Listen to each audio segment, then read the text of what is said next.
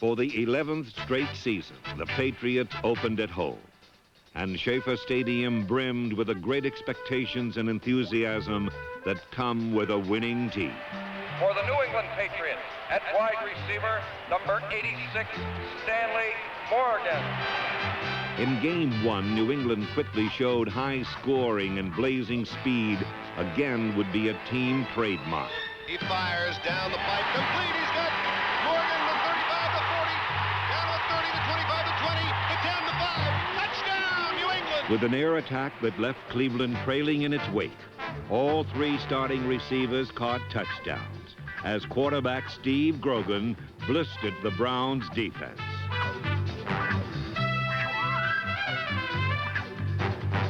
The Patriots easily beat Cleveland for their first victory of a season in which they would win 10 times, but barely missed the playoffs. Significantly for the future, the team rallied around Ron Earhart. For 1980 was the year the Patriots pulled together.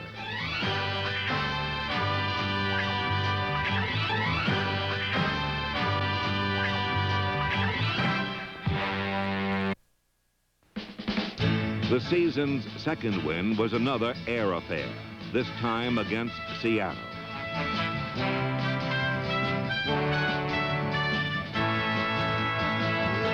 The passing partnership of Steve Grogan, who again threw 3 touchdowns, and Stanley Morgan, who caught 2, was unstoppable.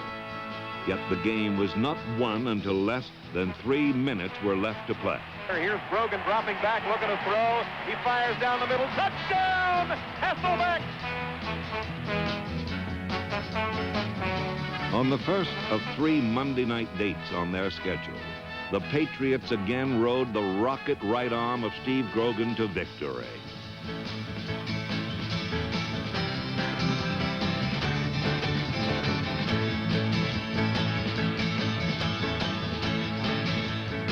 The win over Denver was New England's 3rd in 4 games, but Ron Earhart's jubilation was soon tempered. The hottest passer in the league, Steve Grogan, had suffered knee injuries that would hamper him severely the rest of the season. The next week against the Jets, the special teams stepped to the fore. John Zamberlin, number 54, lateraled a blocked kick to Mike Haynes, who took the trophy 65 yards.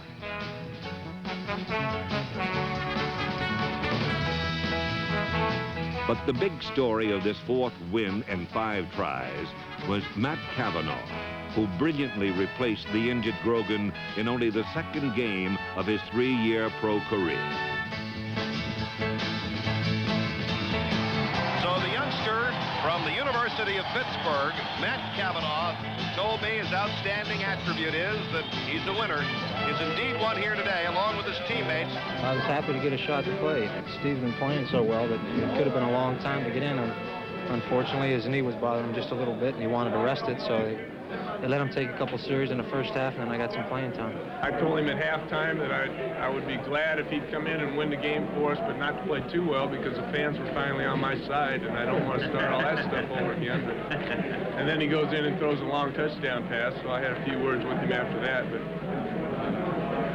you know, it was a good experience for him. It was good for me to get a rest and still win the ball game. And we know now if something happens to me that there's no question he can come in and win a ball game for us. So I think it was good for both of us.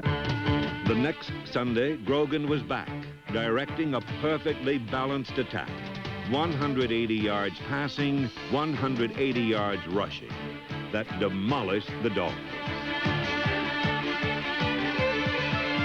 But center stage belonged to the defense, which ramsacked Miami's line for 5 quarterback traps, 3 by Sugar Bear Hamilton, number 71.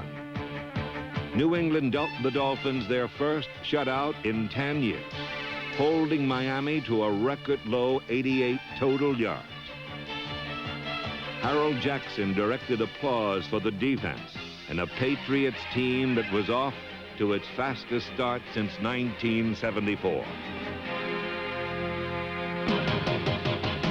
The 5th win in a row came in Baltimore on the wings of a 37-point scoring spree.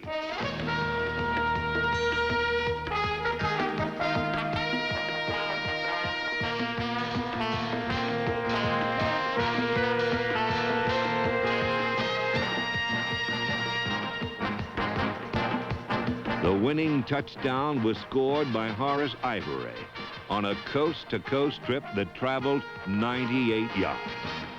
Hits a high, long one downfield. Ivory will take another one. He's at the 5, coming toward the left, over the 10, the 15. Here's Ivory at the 20, the 25, the 30. He breaks through 35, 40. Look out, folks, he's going to go all the way. Ivory's touchdown triggered 20 unanswered Patriot points as the squad savored its 6th victory in 7 stops.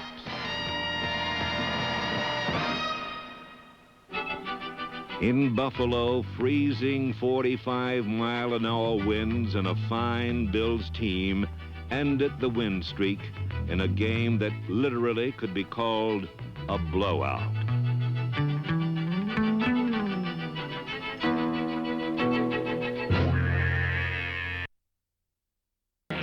But the next week, the team bounced back big against the Jets.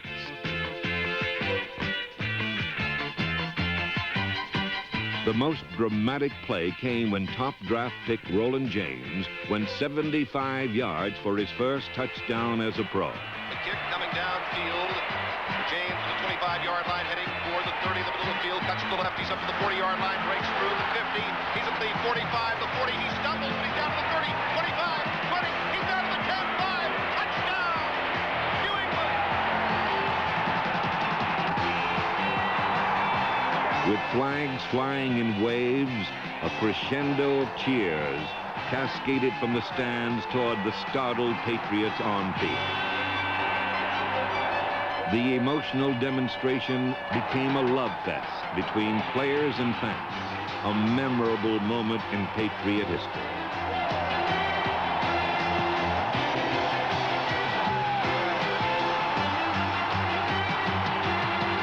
With an impressive record of 7 wins and only 2 defeats, New England was now alone atop the AFC East.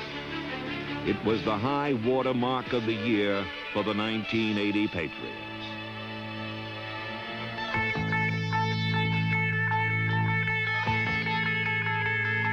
But in the Astrodome, one of the most remarkable games of the season took place. It appeared Houston had certain victory, jumping ahead 24-6. New England was down, but not out, as their high-powered attack came roaring back with a furious second-half rally.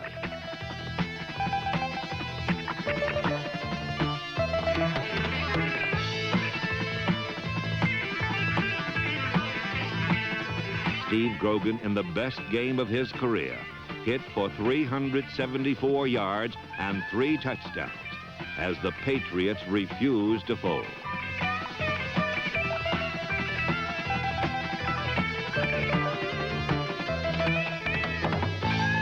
Russ France's great effort brought the fired-up visitors to within 4 points. Everyone in the dome knew what was coming next.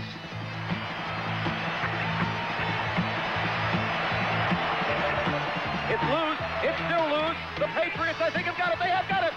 The Patriots have recovered the football on the onside kick. A perfect kick by Mike Hubach. Did exactly what he had to do. That ball came bouncing over the left side. Trailing by 4, 35 seconds left. Grogan against the 4-man front. Drops straight back. He's looking to throw. He fires down the left corner of the end zone. It's intercepted. Intercepted in the end zone. Rick Jenrek intercepts in the end zone. What could easily have been the game winner instead was a cruel halt to the Patriots' incredible comeback.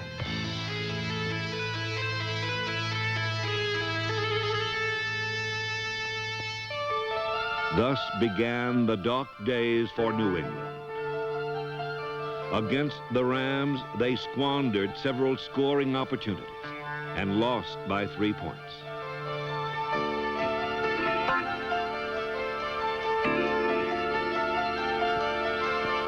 In San Francisco, things got even worse. Operating out of the shotgun, the offense turned the ball over 6 times.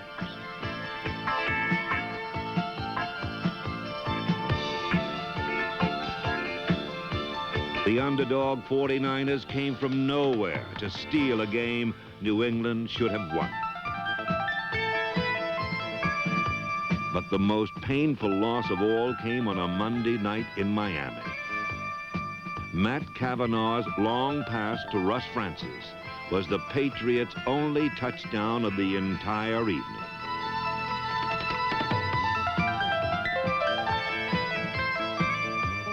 The team watched the game slip away in sudden death overtime. Here we are. It's boiled down to this. It's going to take a miracle, John. We're ready for the snap. Von Schaumann will kick here. It is, and it is good. The Miami Dolphins have won in sudden death overtime, defeating the New England Patriots 16-13. In the space of 5 critical weeks, normally high-scoring New England had lost 4 games by a total of 14 points.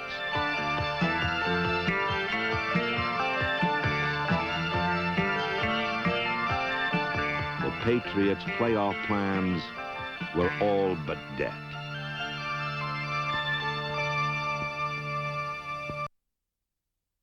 In the midst of New England's 4-game swan dive, one facet of the team remained consistent: the Patriots' determined defense. The spearhead of the 3-4 alignment is the nose guard. And in number 71, Ray Hamilton, the Pats have one of the league's quickest and strongest. Flanking Sugar Bear are defensive ends Mel Lunsford, number 72, and Julius Adams, number 85. The Jewel led the team in sacks and was one of 7 Patriots voted to the Pro Bowl in 1980. The linebackers, Rod Schote, Steve Nelson, Mike Hawkins, and John Zamberlin, were a swarming band of gang tacklers who finished as the top 4 statistically on the team. And for the first time, Nelson, number 57, was a bona fide All-Pro, a tribute to his extraordinary ability plugging the middle.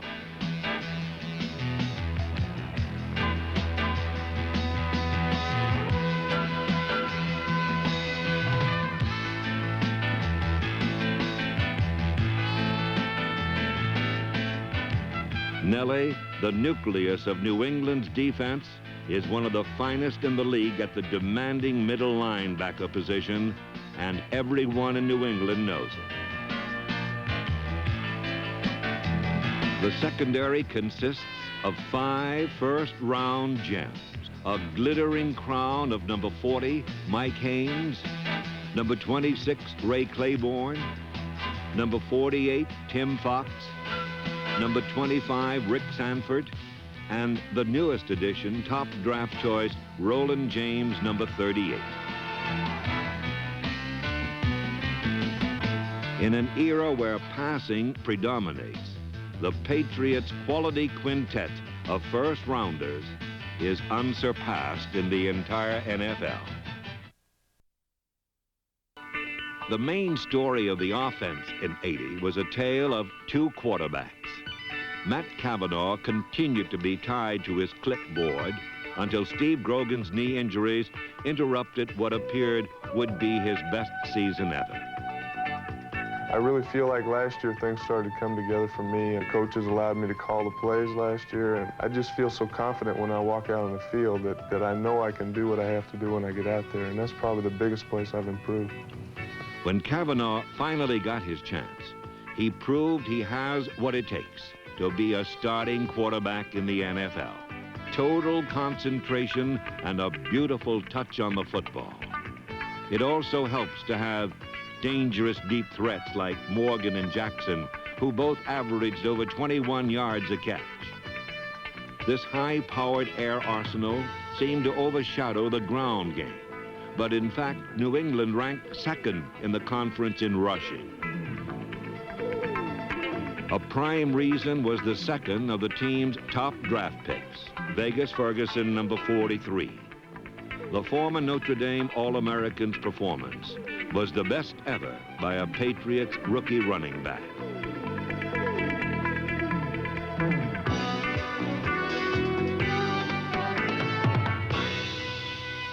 Ferguson and Don Calhoun were convoyed by one of the finest forward walls in pro football.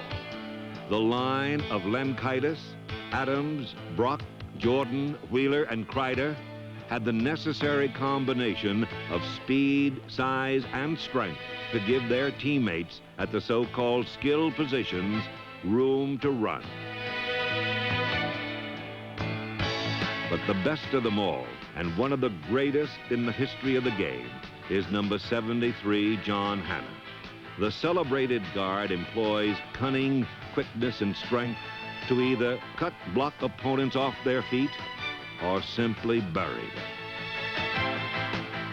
Hog Hannah, fast off the line and a devastating blocker who always seeks a secondary target to hit. Another superb component of the Patriots was the special teams. Led by the top kick returner in the league, Horace Ivory, and the leading kicker, John Smith, they scored 5 touchdowns as a unit in their relentless pursuit of the pigskin.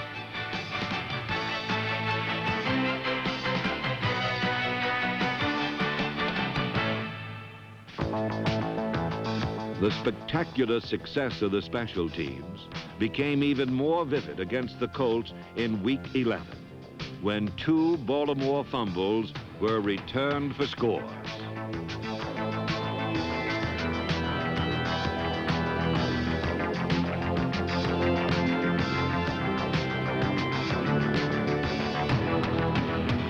Mike Hubach hitting the football for the Patriots downfield, and Esby Glasgow. No, Anderson takes it on the 5, to the 10, to the 15.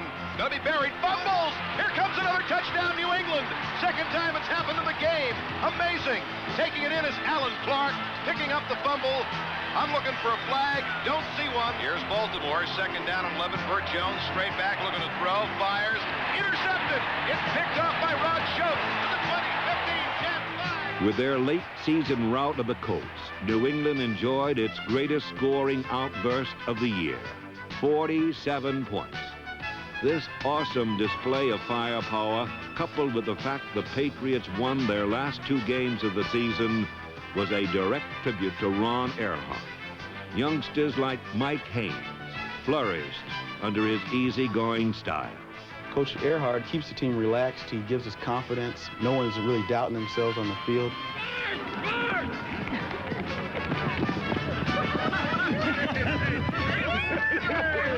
Hello.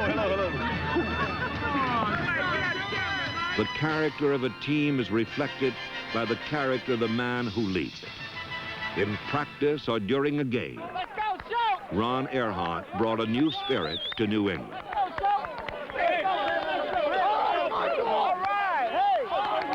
Regular return right now. Everybody together, get your assignment. Get your guy. Take a look at who's lined up where. May have some changes. Ready? Yes! All right, let's go. Nobody believes we can win it. We believe. We believe. Pop the flow 38. Let's get him in the huddle and talk to him, Matt. Get him in the huddle and talk to him. Okay, Matt. Good mixture now. Let's eat it up. For all his affability, Earhart knows how to chew a player out, then save the situation with good humor. And he employs a refreshing brand of sideline democracy, unique in football. What about a pass? I got all day to throw. Okay. How about 6 close, F motion, 60. How do you like that? Okay. Hey, Matt, pick it up a little. Watch your clock. Pick it up a little. Watch your clock. Hey, Matt, watch your clock. Matt, check your clock now. You're really running it close. Watch your 30-second clock. Get him loose. Get him loose. Get him loose.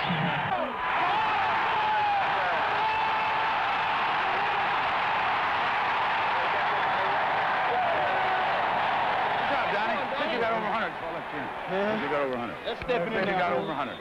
What do you get? I think you got over 100. That should be it, pal. Good job, Rod. Thanks, buddy. Shoulder okay?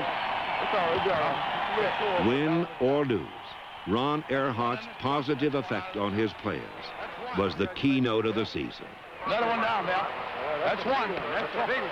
Coach Earhart called to our attention that football is an emotional game, and maybe we hadn't been playing with as much emotion as we should have.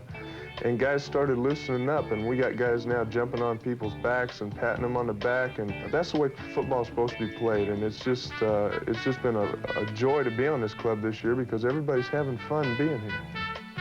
You've got to build a winning tradition. Every game you win from previous seasons goes into building that tradition, and I think it's starting to come together this year, and I think everyone realizes pretty much now what they have to do to be a Super Bowl caliber team. We don't play as individuals like they used to play. Now we play as a team. If we win, it's enough there for all of us. Everybody get a piece of the cake. If we lose, we all lose. So we all on one end of the rope, we all pull it one way, and that's the key to the whole success. That success was most evident when the Patriots took on division-leading Buffalo in an emotional game the players dedicated to Ron Earhart.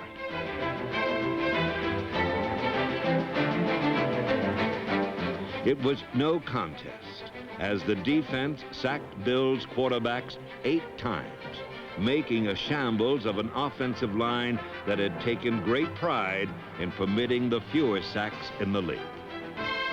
The stunned Bills and their perplexed coach would have to wait one more week to win the Eastern Division title. Matt Cavanaugh feathered the football past the NFL's top defense as New England won big 24-2. For the fast finish, Patriots owner Billy Sullivan rewarded his coach with a new contract. The Patriots are carrying Ron Earhart off the field, and you know what that's symbolic of course. They're sending a message. The message was loud and clear. The Patriots have a new spirit and leaders they respect. They expect to reach the heights together.